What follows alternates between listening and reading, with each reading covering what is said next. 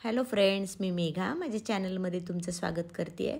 आणि आज आपण बनवणार आहोत शिमला मिरचीची थोडीशी रस्सा भाजी, जी आपण भातासोबत पण खाऊ शकतो. आणि त्याच प्रकारच्या भाज्या करून करून आणि खाऊनही कंटाळा आला असेल 30 शिमला मिरचीची भाजी, तर थोडे वेगळ्या पद्धतीची भाजी आपण करणार आहोत. तर तुम्ही ही रेसिपी नक्की करून बघा, तुम्हाला नक्की आवडेल याची मला खात्री आहे. तर रेसिपीला आपण सुरुवात करूया. इथे मी 3 शिमला मिरची घेतल्यात आणि त्याच्यानंतर 2 टोमॅटो घेतलेत आणि 2 कांदे घेतलेत. ते थोडेसे मोठ्या आकाराचे आहेत आणि अर्धा वाटी दही घेतले. तर हे सगळं साहित्य घेतलंय. इथे आपण शिमला मिरचीचे एक मोठे मोठे तुकडे करणार आहोत. असे चौकोर चौकोर तुकडे करणार आहोत. जास्त बारीक नाही करायची आणि भाजीमध्ये ती शिमला मिरची दिसली पाहिजे आणि जास्त शिजली पण नाही पाहिजे. इथे मी सर्व शिमला मिरची आता कापून घेतलेली आहे, पूर्ण झाली आहे.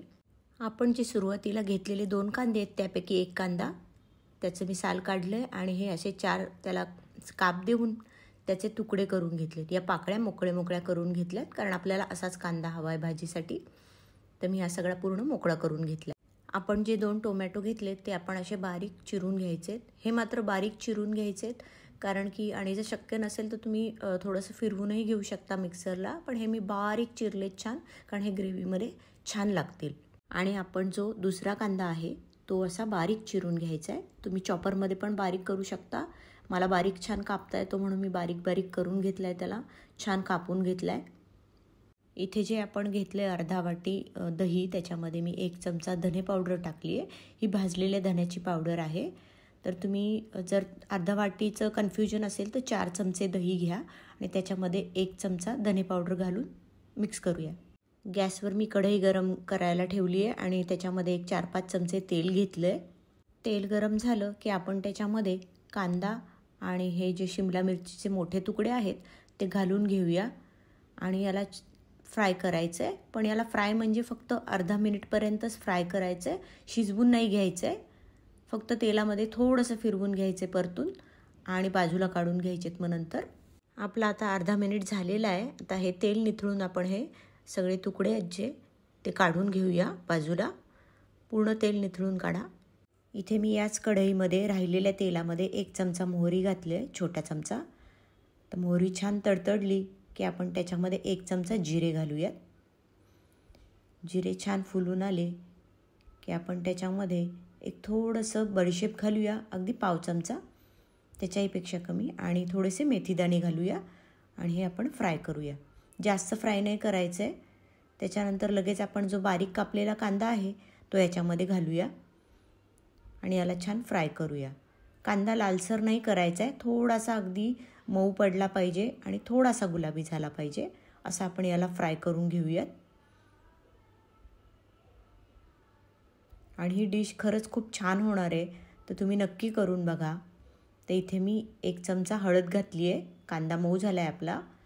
आणि त्याच्यानंतर 1 चमचा लाल तिखट. तर मी ही बेडगी मिरची घातली आहे. तुम्हाला लाल तिखट जास्तीचा हवा असेल तर तुम्ही घालून घेऊ शकता.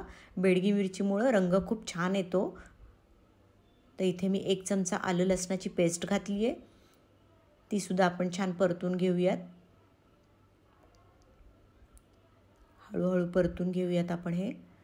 त्याच्यानंतर आपण हे कापलेले जे टोमॅटो आहेत बारीक ते आपण घालूयात.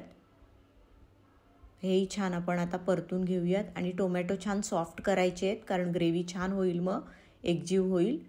तर ह्याच्यामध्ये थोडं मीठ घालूया, कारण मग टोमॅटो जास्त लवकर सॉफ्ट होतात आणि छान ग्रेव्ही होते. तर आपण हे यालाच थोडासा वेळ लागणार आहे टोमॅटो सॉफ्ट करण्यासाठी. तर हे मऊ पडलेत. त्याच्यामध्ये आपण 1 चमचा आता बेसन घातलेलं आहे. बेसनामुळे छान एकजीव होते ग्रेव्ही आणि अशी मऊ आणि मस्त होते. तर त्यामुळे हे आपण 1 मिनिट भाजून घेऊया त्याच्यामध्ये, म्हणजे बेसन कच्चं राहणार नाही. तर हे आपण भाजून घेतोय. आपला 1 मिनिट होत आला आहे. ह्याच्यामध्ये आपण हे दह्याचं जे मिश्रण आहे धना पावडर घालून केलेलं ते आपण ह्याच्यामध्ये घातलं आहे आणि हेही आपण आता मिक्स करून घेऊयात. हे आपण आता मिक्स करून घेऊयात आणि हे भरभर हलवून घ्यायचं आहे, कारण मग दही फुटेल नाहीतर. त्याच्यामुळं हे पटपट आपण मिक्स करून घ्यायचं आहे आणि छान परतून घ्यायचं आहे सगळं. त्याच्यानंतर थोडंसं पाणी घालूया आपण ह्याच्यामध्ये. तुम्हाला किती कमी जास्त पाणी हवं आहे, ग्रेव्ही कशी हवी आहे त्याप्रमाणे पाणी घाला. आणि परत आपण मिक्स करून घेऊयात। हे असं सतत हलवून मिक्स करून घेतलं आहे आपण। ह्याच्यावर आता आपण झाकण ठेवूया आणि एक मिनिट आपण ठेवूया। हे 1 मिनिट झालेलं आहे आपलं।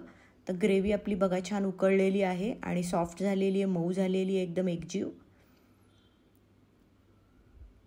तर याच्यामध्ये आपण आता जे फ्राय केलेले होते ना कांदा आणि ढोबळी मिरची, शिमला मिर्च, तर ते आपण ह्याच्यामध्ये घालूया आणि हे मिक्स करून घेऊया।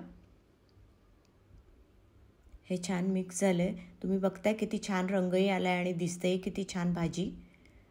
तर ह्याच्यामध्ये मी थोडी पुदिना पावडर घातलेली आहे। जर तुमच्याकडे पुदिना पावडर नसेल तर तुम्ही कसुरी मेथी घालू शकता, पण पुदिन्याची पानंही घालू शकता। पुदिन्याच्या पानांनी एक फ्रेशनेस येतो, त्यामुळे मी इथे पुदिना घातलाय।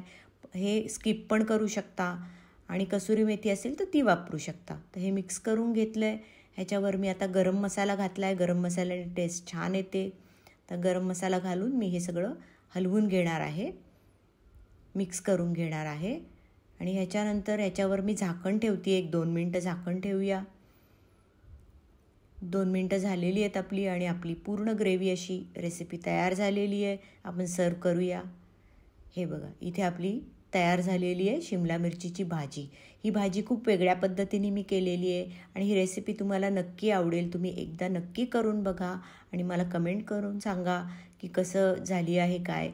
तर हे तुम्ही ट्राय करा एकदा। आणि ही जर रेसिपी माझी आवडली असेल तर मग माझ्या व्हिडिओला लाईक करा, शेअर करा आणि चॅनलला सबस्क्राईब पण करा। आणि मला मोटिवेशन मिळेल नवीन नवीन पदार्थ करण्यासाठी। तर परत आपण भेटूया दुसऱ्या रेसिपीमध्ये।